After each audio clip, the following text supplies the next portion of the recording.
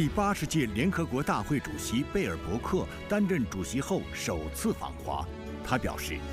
Just arriving here in Beijing to see that innovation, going climate neutral, going towards renewable energy, is a success story all around the world. 切身感受中国的面貌，他说 It's all about people. 关于中国在维护国际秩序、支持多边主义方面所做的贡献，他评价。 One of not only the founding members of the United Nations, but one of the strongest supporters for multilateralism. 高端访谈专访第80届联合国大会主席贝尔伯克，敬请收看。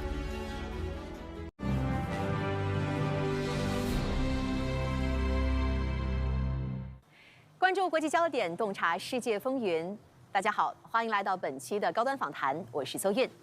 今天我们要对话的嘉宾是第80届联合国大会主席安娜莱纳·贝尔伯克。贝尔伯克警示称，世界正处于一个生死攸关的时刻。当多边体系承受重压，联大将如何推动193个会员国跨越分歧，寻求共识？他又如何看待中国在维护联合国权威、推动多边合作与全球发展中发挥的作用呢？今天我们一起在对话中寻找答案。 Madam President, thank you for joining us on Leaders Talk. Well, thank you for having me. Thank you. And this is your first China trip as the president of UN General Assembly, but you're no stranger to the country because you've been to cities like Beijing and Tianjin, etc. before. So, first of all, tell us a little bit about some of the priorities of your trip this time. In a time where the international order and multilateralism is under pressure, it's the main job of the President of the General Assembly to defend the Charter and all three principles, peace and security, sustainable development and human rights. And I called for a cross-regional alliance to stand up for multilateralism. And therefore, I came here to China, one of not only the founding members of the United Nations, but one of the strongest supporters for multilateralism, be it financial-wise, as currently the biggest financial donor, but also with regard to the support of peacekeeping mission, with a strong engagement in sustainable development, and to not only value these commitments, but also to encourage others to join forces. And as I said, that you've been here before. So compared with your previous visits, what are some of the differences or changes that you observed this time that really stood out to you in terms of China's development and also its overall trajectory? On a personal note, I've been here even before I was foreign minister to my country. It was more than 10 years ago. And back then, I heard the children were saying that they hardly see the blue sky because of back then the smog. And yesterday when we arrived with the blue sky and the sunshine, yeah, I remembered this from years ago because it's also a symbol of what the UN is doing.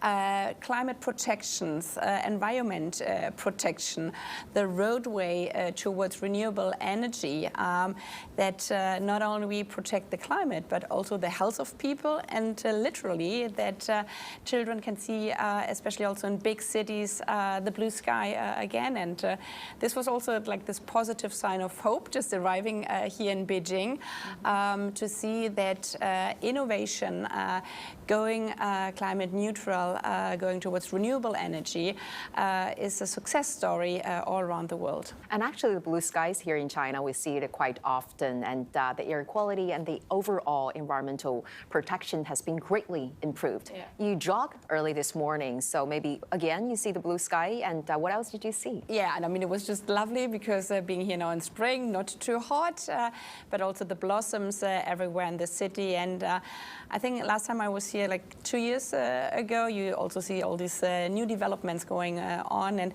for me, it's very important because obviously for every country, it's core that people have growth, sustainable growth, to ensure also their livelihood. And seeing especially also here that growth, sustainable growth, and environment protection can go hand in hand, and also seeing thousands of people just enjoying the beauty of the city this morning in the park and the historical sites underlines again that it's all about people. And China is making great strides towards environmental protection and also has made its commitment to achieve the dual carbon goals. What's your take on that? It is important not only for the development in the country, but it's also important that countries lead around the world, because unfortunately we know that we also have backlashes in commitments to reaching the Paris Agreement climate target and the national contributions. But the climate crisis is the biggest security threat for all of us around the world. We see that in small island states, they are literally going to die because the island will vanish in the ocean for a sea level rise. We see it that thunderstorms, fires do not stop at the richest neighborhoods. So fighting the climate crisis is in the interest of all of us, because CO2 doesn't have any passport. It doesn't stop at the national border. So joining hands in this, and again showing here also in China, I've been to a car production factory for electric cars, one of the newest models, which really a long distance range for the batteries. Yeah, also showing here that it's not only about growth, it's also about innovation and research, which is beneficial if you join renewable energy together with artificial intelligence. And as I said, because unfortunately some are doubting the need for going renewable, it's very important that we see these success stories all around the world. 联合国大会简称联大，它和安理会、经社理事会、托管理事会、国际法院和秘书处并列，是联合国6大主要机构之一，也是唯一一个所有会员国拥有平等代表权的机构。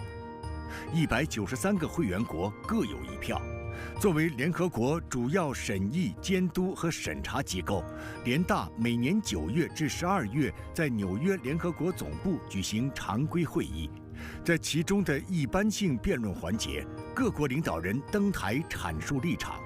本届联大主题是携手共进，促和平发展人权80载，继往开来，再谱新篇。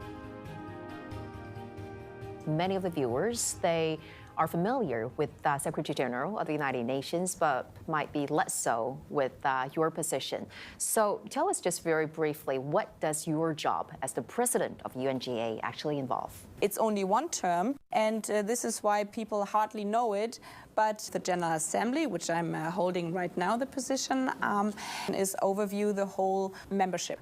193 states, and bringing all of them to the table of diplomacy, the General Assembly hall, and in all its diversity, it's not always easy. My job is also to defend the rules of diplomacy, to defend the rules of the House of Diplomacy, and ensuring that even in these difficult times where the Charter unfortunately is under attack, we still have the strength to find common positioning, so it's called resolution, adopting important decisions, for example, lately on AI, where the majority of governments set up scientific panels for governance structure of AI. What's your role, or how do you define your role? The most important job for the President of the General Assembly is to defend the Charter and its principles, standing up for peace and security, sustainable development, and human rights. And making sure that if we have violations, we speak up, because we know if not everybody is playing to the rules anymore, it harms everybody around the world. We see it currently, for example, with the Strait of Hormuz and the war going on in the Middle East. It can be thousands of kilometers apart from other regions, but the effects are being felt everywhere. That's right. So crisis happening in one part of the world means in an interconnected world that the effects are being seen everywhere, food prices, energy prices.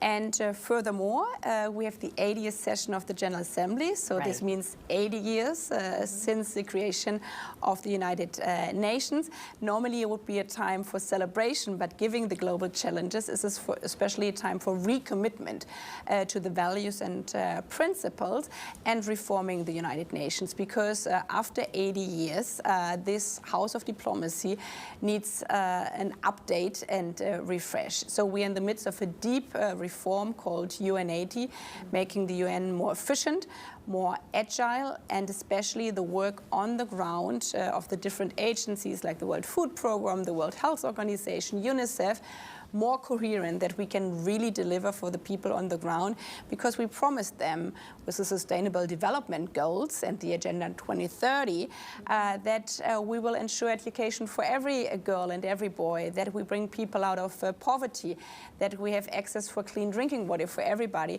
And this is a promise we have to keep. So transitioning from serving the foreign policy of a single nation to presiding over 193 member states, what lessons have you learned so far about forging consensus among so many different member states with fundamentally sometimes different interests and systems, both economically and politically? Well, first of all, that diversity is a unique richness. Without diversity, we would not have any innovation. So valuing these different cultures, valuing the different background of countries, this is also the purpose of the United Nations, celebrating diversity, be it from indigenous people who just met in the General Assembly hall, underlining that their culture, that their knowledge also helps us in many, many ways, for example, in health or the protection of the forest, but also diversities from different horrible experiences in the past. For example, we had also just a commemorative meeting in relation to the genocide in Rwanda. So what is the lesson the world learns about the horrible past? And as you have it here in China, one of the quotes from the president saying that history is our best teacher. That's right. This is also what I experience every day as a president of the General Assembly in my role, that history is indeed our best teacher, and the United Nations was built because of the worst atrocities we saw, 2 world wars going on, but also, unfortunately, my country, the Holocaust, the genocides against the Jews happening. We saw back then colonialism all over the world, many countries not being independent. So history teaches us that it's up to every country, but it's also up to every leader of a country to stand up when you see horrors going on, because history teaches us if good men stop doing the right thing because it's too hard or it's inconvenience, then evil would prevail. And therefore the United Nations was built 80 years ago to not bring humanity to heaven, but to prevent it from hell. You just touched upon that the United Nations turned 80 last year. It enters its 9th decade, and you have called this a make or break moment for the UN and multilateralism as a whole. But also, you have heard criticism. How do you respond to these claims? And more importantly, do we still need a UN today? The United Nations is more important than ever, and if we would not have this house of diplomacy, peace and security, we would have to invent it. Yet, it needs a deep reform. It's like for every human being, yeah? Over 80 years, you change. You have been a child and then you're grown up, and you work differently in your life. Same for companies. If you would not modernize the companies for 80 years, you would be not competitive at all.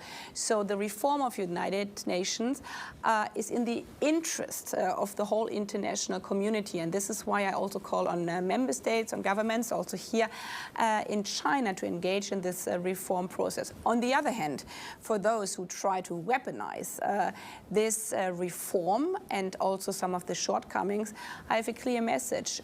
No single day would the world be better off without the United Nations, because it would literally mean more people would starve. 125 million people depended on food supply alone last year, thanks to the United Nations. More than 25 million children could not go to school around the world if we would not have the support of UNICEF, especially in war and conflict areas. And everyone from us would not even dare to enter an airplane, because also air safety is regulated by a sub-body of the United Nations. So making this institution stronger is in the interest of all of us. Talk about the 2030 Sustainable Development Goals. As we noticed that more than half of those targets, or most of those targets under these goals, are off the track. Yeah. And now we are only less than 5 years to go. What are some of the measures do you believe that the most urgently needed in order to bring those targets back on track? Or is it still possible to bring those targets back on track? We need less talking and more action and implementation. And this is really in the hands of the member states. The United Nations is the platform where it brings the states together and where member states commit to deliver on guaranteeing, for example, school access for every child in the country. But then it's in the hands of the member states to implement it. And this is why currently the UN is helping in many countries where, for example, the right of education cannot be fulfilled for different reasons of member states. But we have to increase our action on the ground. And there are no excuses because member states agreed in consensus on these Agenda 2030 goals. To be frank and open, we have seen also some backlashes because of external crisis going on. For example, if a climate disaster hits a country, destroying literally schools, hospitals, infrastructure, obviously this country is being pulled back. And this is why especially our cooperation on fighting the climate crisis, the effects on climate crisis, is so important for delivery on the SDGs. Well, speaking of artificial intelligence, UN member states adopted the Global Digital Compact in 2024, which includes commitments on responsible governance of AI. So what role, Madam President, do you think that United Nations could play in shaping this governance structure or framework for AI? I believe it's the only place where you can bring together the different countries, but also the different companies and actors in the AI spectrum to find a common governance structure. As we have it, I mentioned aviation before, in other spaces as well, where it's in the security interest of all of us that you have minimum standards. And we have seen that AI can bring wonderful support for humans. I learned it also here in China, but I've seen it also in other parts around the world, in very dry areas and hot areas. You can help farmers with artificial intelligence and weather forecasts, so when to water their plants. You can have it in crisis areas that you can predict when a thunderstorm is hitting and you evacuate people before. You have it in research for fighting cancer. I saw it in the car factory with the renewable cars, how much safer you can make cars. However, we have also seen that it can be a deep harm for society. There are apps where you put on especially women pictures who undress you. Yeah, this is sexual violence in the internet. So if we do not regulate it, that this new technology serves the people and prevent that it harms people, it's not in our common interest. And therefore, the UN set up the scientific panel. Different UN bodies are working on different proposals for governance regulation. Because we see already currently that we have a digital divide. Not everybody has access. In not every country you have the big companies dominating the market. So also with regard of closing the digital divide, we need this international cooperation. 1945年，联合国成立。1946年，联合国决定在美国纽约建造永久总部。梁思成与多国设计师受邀担任联合国总部大楼设计顾问，为这座多边主义殿堂留下了来自中国的智慧印记。在此后的岁月里，中国成为这座大楼所承载的和平、合作、平等、友好等理念最坚定的守护者之一。当今世界冲突延宕，地缘对立，人道危机频发。面对失序与动荡，中国的理念与行动为世界注入了宝贵的稳定性和确定性。President Berbach, during your presidency, there have been some what we would describe as dramatic moments. For instance, scores of delegates walking out when Israeli Prime Minister Netanyahu addresses the global leaders. How do you interpret these moments, and what do they reveal about the current state of the world? Well, these moments happened before. There were other moments where leaders hit a shoe on the table, and there were other moments when they have turbulences inside the hall, because the General Assembly is a reflection of the world in all its diversity, in all its ups and downs. Yet, what is new in the General Assembly that people do not really dare to stand up for their own interests or to speak up the truth with regard to the Charter's violation. When the war in the Middle East happened, the Secretary General and I were saying the Charter is not optional. Article 2 of the Charter, the obligation to solve disputes peacefully, and that it's forbidden to the use of force against the Charter. This has to be spoken up, but especially smaller delegations are also facing some pressure, and therefore the biggest challenge in these times is to unite the majority of member states to protect the Charter and the rule of law every day.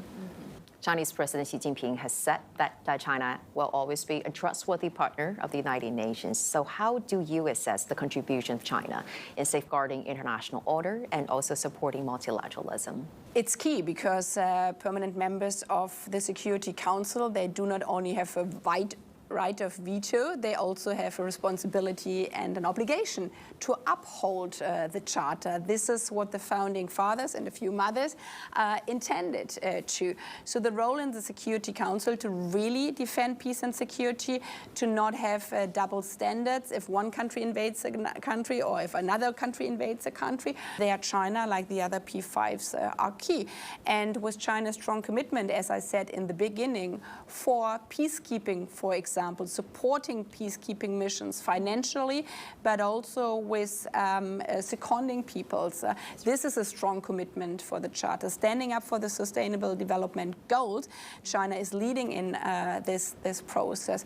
And I was also discussing here with the government that every responsibility brings also the responsibility for the broader global context. The Taiwan question is at the core of China's core interests, and the UNJ Resolution 2758 recognized that the People's Republic of China as the only legitimate representative of China to the United Nations. So how will you ensure the assembling remain consistent with this mandate? Exactly as you phrased it, we have a clear resolution for back in time. It's the role of the President of the General Assembly to protect the decisions by the United Nations.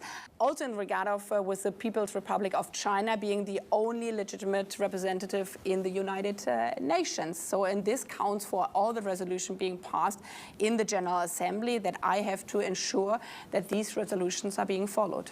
As of January this year, the United States has withdrawn from over 60 international organizations and mechanisms, and about half of it are linked to the United Nations. So what does it mean for multilateralism? As I said before, in an interconnected world, what happened in one part of the world affects the rest of the world, and even the biggest superpowers, they cannot protect themselves against the global crises as climate change, as a pandemic, as we saw in COVID, but also now with relation to the war between the US and Iran in the Middle East. The effects are being felt everywhere, and the US is calling for support. So this underlines again that even the strongest superpowers need the United Nations, need a clear set of common rules, and obviously if they leave part of the United organizations, this weakens the organizations, which harms people all around the world. We saw it with a lack of support now for the World Food Program, but it's also not in the interest of the bigger powers themselves. So it's in the self-interest of every member state, especially the strong ones, to strengthen the multilateral system and the UN agencies. And also on a legal issue, because I'm a lawyer, I'm a strong defender of international law without any double standards. Some of the organizations you cannot just leave anyway. So even if you announce it, you are being bound by the common rules within our United Nations. 联大主席由全体会员国选举产生，任期1年。2025年9月，第80届联大在纪念联合国成立80周年的特殊节点上开幕。德国前外长贝尔伯克宣誓就任新一届联大主席。 Madam President, when you were younger, your dream was to become a war reporter, traveling around the world and describing crisis. In what way does that shape your understanding of how you handling crisis and how you see the world today? Indeed, when I was younger, I wanted to become a journalist and writing about the injustices around the world. Started with a little newspaper. Obviously, I had to take a different curve to travel the world and stand up, but for the same principles, to speak for the truth, in the understanding that the dignity of humanity and the dignity of human beings is indivisible, and it counts to every person around the world. And there was a second point which I wanted to do really when I was younger. I was dreaming of going to the Olympics because I was a gymnastics trampoline, and now as a president of the General Assembly, I had the honor to represent the UN, at least with the flame of the Olympics. And this shows again that in sports, what unites humans again so much around the world, it's similar like in international diplomacy and politics.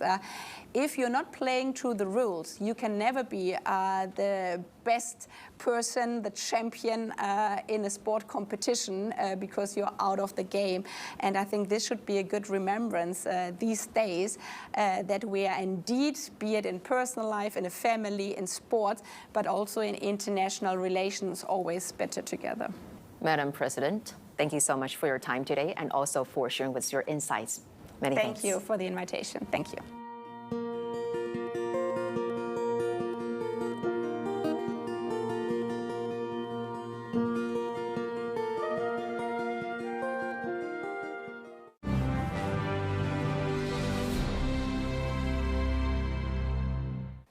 在刚刚的专访当中，贝尔伯克主席表示，没有联合国，世界绝不会更好。联合国值得全世界为之奋斗。谈到中国的角色，他认为中国始终是联合国坚定有力的支持者，在促进全球发展、应对全球挑战中发挥着重要引领作用。我们也期待，在当今世界处于一个十字路口之际，中国与联合国能够携手并进，为动荡变革的世界注入更多确定性和稳定性。感谢您收看本期的高端访谈，我是邹韵，我们下期再会。